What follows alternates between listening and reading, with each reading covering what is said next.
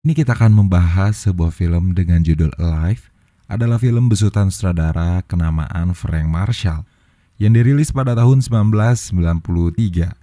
Dibuat berdasarkan kisah nyata yang ditulis dalam buku Alive, The Story of the Andes Survivors karya Pierce Paul Reid yang terbit pada tahun 1974. Film bergenre drama survival ini menceritakan kecelakaan pesawat yang dialami tim rugby Uruguay pada 13 Oktober 1972 dan membuat mereka terjebak di pegunungan Andes selama puluhan hari. Alive dibintangi oleh beberapa aktor hebat seperti Ethan Hawke, Josh Hamilton, John Haymes Newton, dan Bruce Ramsey. Salah satu penyintas dari kecelakaan pesawat yaitu Nando Parado menjadi penasihat teknis dari film ini. Sebelum kita masuk ke dalam isi ceritanya, tak bosan-bosan, saya kembali mengingatkan kalau ini adalah konten full spoiler. Jadi untuk kalian yang memang belum menonton filmnya, saya sangat menyarankan untuk kalian menonton filmnya terlebih dahulu. Karena bagaimanapun, pengalaman menonton film secara utuh akan jauh lebih baik. Jadi langsung saja kita masuk ke dalam isi ceritanya.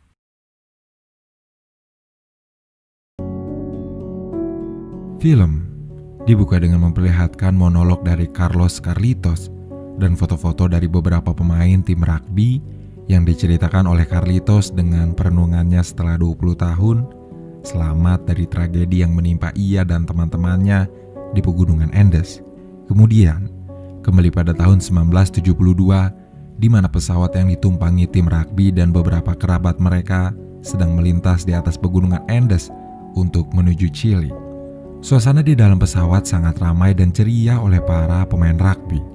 Pesawat masih terbang dengan baik sebelum pada akhirnya mengalami turbulensi akibat cuaca yang buruk. Pesawat mereka terbang rendah hingga ekornya menghantam pegunungan dan menerbangkan seorang pramugara beserta 4 orang anggota tim keluar pesawat. Sedangkan badan pesawat masih terus maju jauh ke depan sebelum akhirnya berhenti di salju tebal yang berhasil menahannya. Banyak yang selamat dari kejadian mengerikan itu, namun 6 orang telah tewas setelah pesawat mendarat. Di antaranya adalah Alex, ibu Nando, dan juga pilot. Beberapa yang lain sekarat akibat luka parah. Nando dalam keadaan koma. Mereka melakukan pertolongan pertama semampu mereka untuk menangani orang-orang yang terluka, membuat ruangan di badan pesawat, membuat selimut dari ruang kursi, dan mulai memikirkan cara bertahan hingga bantuan dari tim SAR datang. Hari menjelang malam dan cuaca semakin dingin. Nyonya Alfonso yang terjebak di kursi dan tidak ingin dipindahkan terus berteriak hingga membuat beberapa orang tak nyaman mendengarnya. Ia baru berhenti berteriak ketika Carlitos membentaknya dan menyuruhnya untuk diam. Semua orang di dalam pesawat meringkuk dan berdekatan satu sama lain agar tetap hangat. Namun, cuaca yang buruk dan angin yang bertiup kencang membuat Antonio, Roy, dan Rafael harus bergerak memindahkan koper untuk menutup lubang di ujung badan pesawat agar bisa menahan angin. Dalam semalam, korban tewas kembali bertambah. Antonio berusaha mencari cara agar bisa menghubungi tim SAR menggunakan radio. Sayangnya mekanik yang kejiwaannya terganggu setelah pesawat terjatuh mengatakan bahwa radio itu tidak akan berfungsi jika tidak menggunakan baterai. Sayangnya, baterai itu ada di ekor pesawat yang hilang. Di luar badan pesawat, beberapa anak sedang mengubur mayat teman-teman mereka di salju. Carlitos menangis dan menyesali perbuatannya, membentak Nyonya Alfonso yang tewas setelah berteriak semalaman. Mereka tidak memiliki persediaan makanan darurat, selain coklat, 4 botol wine, setengah botol rum, dan 9 kantong biskuit. Antonio berpikir keras agar dapat membuat 27 orang yang tersisa bertahan dengan makanan itu hingga tim SAR menyelamatkan mereka. Ia berharap helikopter akan menjemput mereka sore itu. Maka ia mulai menjatah 1 tutup botol anggur dan 1 persegi coklat untuk masing-masing orang. Beberapa anak yang sedang merokok di luar mendengar suara pesawat pencari. Namun karena cuaca yang masih buruk, tentu saja hal itu menghalangi jarak pandang, sehingga mustahil bagi tim SAR atau mereka untuk mengetahui posisi masing-masing. Gelap kembali tiba. Semua orang tidur berdempetan untuk menghalau dingin. Suasana di badan pesawat benar-benar hening. Semua orang sibuk dengan pikirannya masing-masing. Beberapa di antara mereka ada yang terlihat menangis. Malam terasa cepat berlalu. Mereka bangun dan mulai melakukan apapun yang mereka bisa untuk bertahan. Sedangkan beberapa yang lain lebih memilih bersantai dan memandangi pegunungan bersalju yang membentang. Hari itu, Nando tersadar dan menanyakan apa yang terjadi. Roberto yang menanganinya memberitahukan bahwa mereka jatuh. Ibu Nando yang telah meninggal dan adiknya Susana yang membutuhkannya. Nando langsung terbangun untuk melihat keadaan Susana dan merawatnya. Ia telah sepenuhnya sadar. Keesokan harinya, sebuah pesawat melintas dan semua orang berteriak memberi tanda.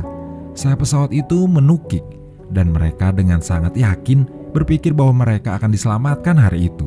Semuanya bersorak gembira dan tidak lagi memikirkan penjatahan makanan.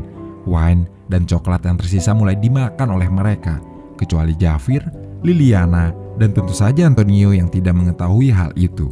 Tetapi ternyata perkiraan mereka salah. Tak ada yang datang menyelamatkan mereka. Antonio marah besar setelah membuka kotak persediaan makanan dan tidak menemukan satu pun yang tersisa di sana. Harapan mereka menghilang hari itu. Setelah 5 hari terjebak di pegunungan, kelaparan dan putus asa itulah yang mereka rasakan. Saat Roberto, Zerbino, dan Tintin sedang membuat tempat tidur gantung untuk Federico dan Alberto yang mengalami cedera kaki. Tintin menemukan radio dan segera memberikannya pada Antonio. Di badan pesawat, Nando menjaga Susan dengan sangat baik, namun ia mengetahui bahwa adiknya itu sekarat. Ia mengatakan pada Carlitos, setelah adiknya meninggal maka ia akan mendaki pegunungan untuk mencari bantuan dan pulang. Carlitos tentu saja meragukan hal itu.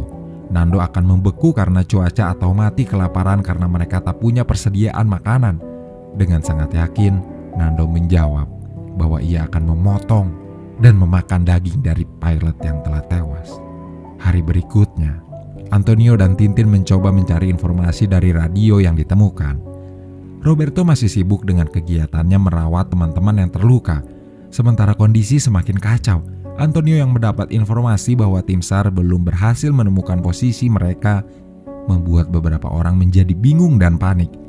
Carlitos membuat rencana pendakian bersama Rafael untuk menemukan ekor pesawat dan membawa baterai untuk menghidupkan transmitter.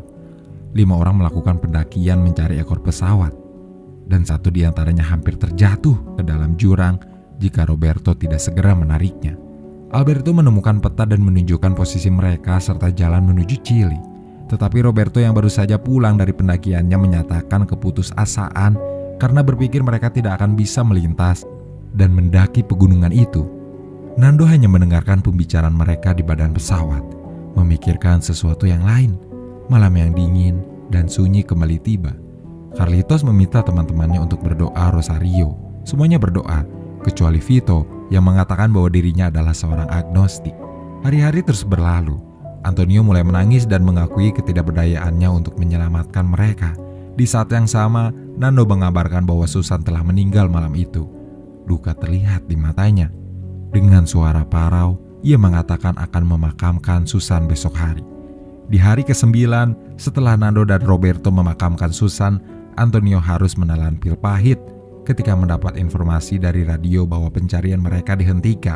Nando yang lebih realistis lalu mengabarkan, dalam tanda kutip, kabar baik pada teman-temannya ketika Antonio menolak karena berpikir itu akan membunuh harapan mereka semua. Nando mengemukakan idenya untuk memakan mayat dan memulai pendakian untuk mencari bantuan. Tak ada pilihan lain yang dapat Nando berikan. Awalnya semua orang menolak kecuali Roberto. Menjadi kanibal adalah sesuatu yang menjijikan untuk mereka. Roberto berusaha meyakinkan teman-temannya untuk mengikuti ide Nando agar mereka terhindar dari kelaparan. Setelah beberapa perdebatan, Roberto menyusul Nando yang keluar lebih dulu. Ia memberitahu Nando bahwa yang lain akan memutuskannya esok hari.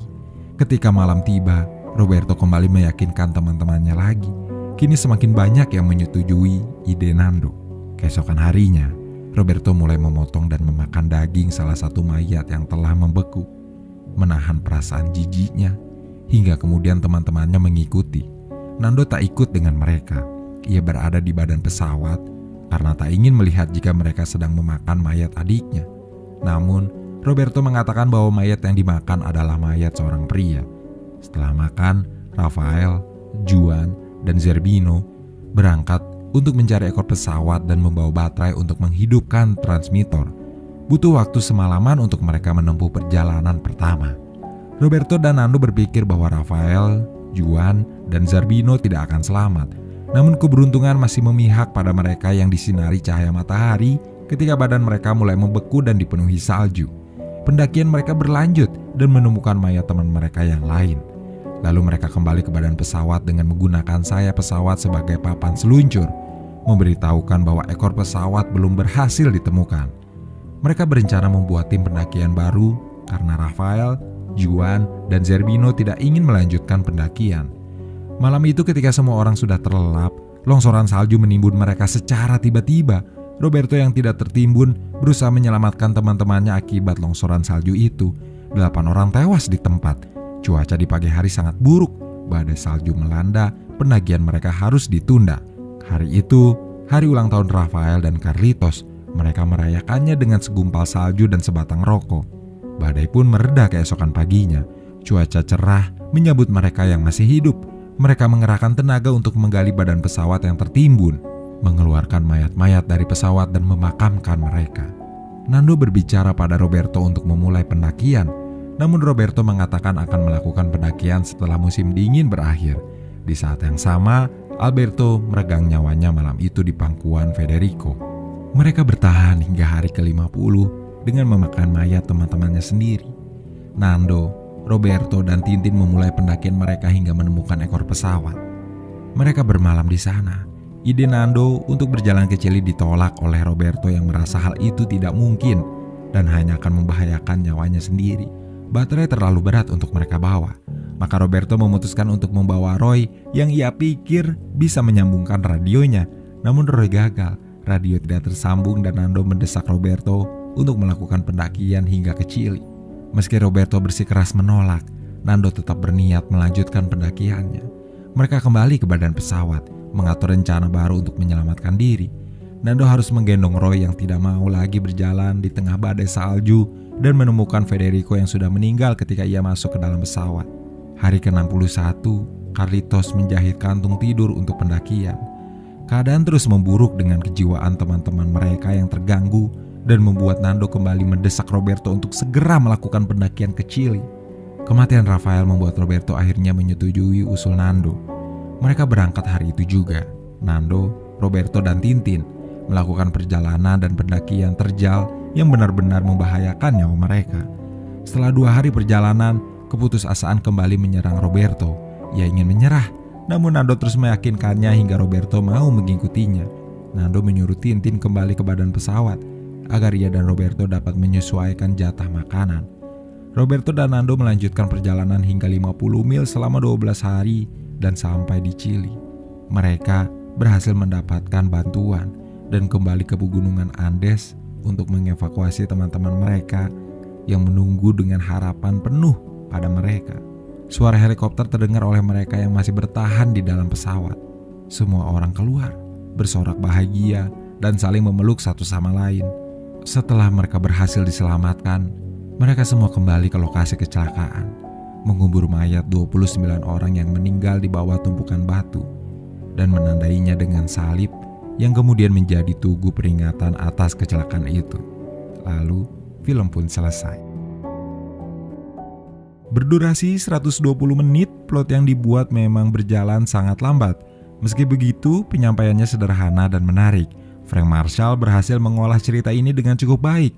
Saya bisa membayangkan bagaimana kebosanan meneror jiwa mereka yang selamat dari kejadian mengerikan itu selama 3 bulan dan harus memakan mayat teman mereka sendiri untuk bertahan hidup. Hal yang sungguh gila jika terjadi dalam kehidupan normal.